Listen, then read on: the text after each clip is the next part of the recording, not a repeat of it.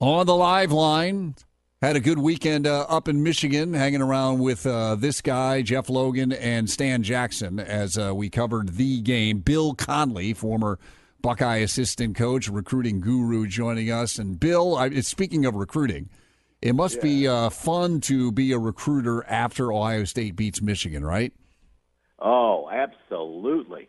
You know, and their sidelines pregame was loaded with recruits, too. I imagine they went home with a better feeling about the Buckeyes than the Wolverines. Yeah, you know, we talked about it after the game. The difference, I mean, Ohio State obviously 8 in a row, and the last couple of years have been non-competitive, and a lot of the games, quite honestly, during this run have been non-competitive.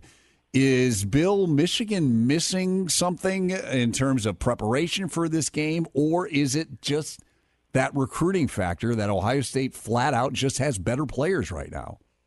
Well, I think the main thing is it's exactly right. We got the better talent.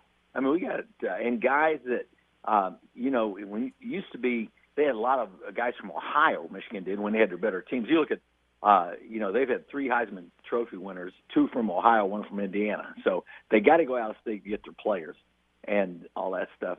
And they haven't done a very good job of really competing in the state of Ohio like they used to do. All right, take us through what's going on at the Woody Hayes facility now. You just had 2 back-to-back to close the regular season big wins, beating Penn State top 10 and beating your rival, Michigan. You finished the year 12-0. And this seems like a silly thing to even bring up, but do you worry, Bill, about this team moving forward after having those 2 games back-to-back? You're playing a Wisconsin team that you beat easily during the year. Is a challenge of Ryan Day refocusing this team, or is that not a challenge? This is a Big Ten championship game. It should be no problem in terms of getting up for it. What's it like right now moving past the regular season and getting ready for this monster game on Saturday?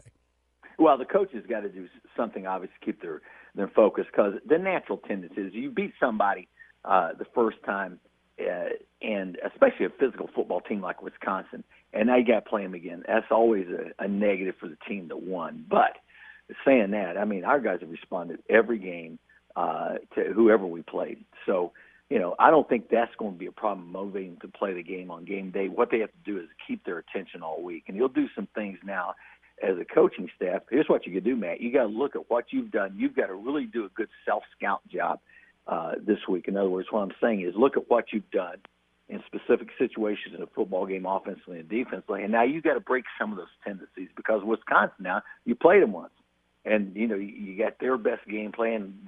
They got our best game plan.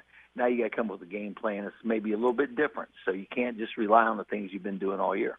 I know this has nothing to do with anything that's going to happen on Saturday night, but the last time Ohio State played the same team twice in the same year, it didn't go well the second time, and our Jeff Logan would know all about that. But UCLA, Ohio State beat them during the regular season and then lost to them, losing a chance at a national championship. So there are lessons, I guess, through history to be learned. What is the biggest challenge? I mean, it was so one-sided the first time, 38-7, so you would think, you know, big deal. Ohio State's going to take care of business, and they are favored by 16, and we think that they will.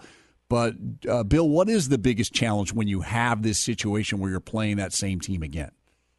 Well, first of all, you got a team that has a good rushing game. And anytime you play a team that has a good rushing game, and they're obviously wanting to control the football, that's the big thing.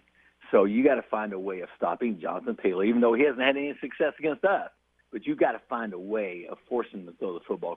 When you do that, when you force a Wisconsin team to throw the football, that advantage Ohio State for sure. Okay, before I let you go, you mentioned the running game. Best back in the Big Ten, is it Jonathan Taylor or is it our guy? Well, our guy's the best. Our guy's the best. Now, I don't know how other people want to see it, but I think J.K. Dobbins has proved to be the premier running back in this league by far. He has such vision, explosiveness. For a guy that doesn't look real big, he carries a lot of defenders with him down the field.